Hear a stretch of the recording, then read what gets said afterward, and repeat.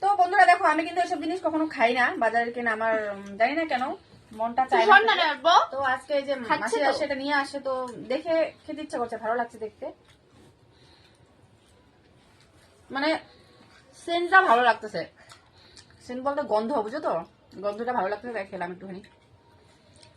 Tasty কিন্তু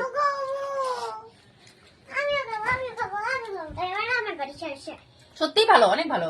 কোন দোকান থেকে আনছো? কি ভিডিও, এদিকে আয়, টন্ড।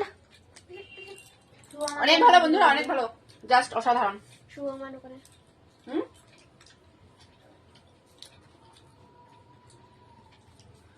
তো লোভ দিও না আবার, পেটে ব্যথা করবে বন্ধুরা।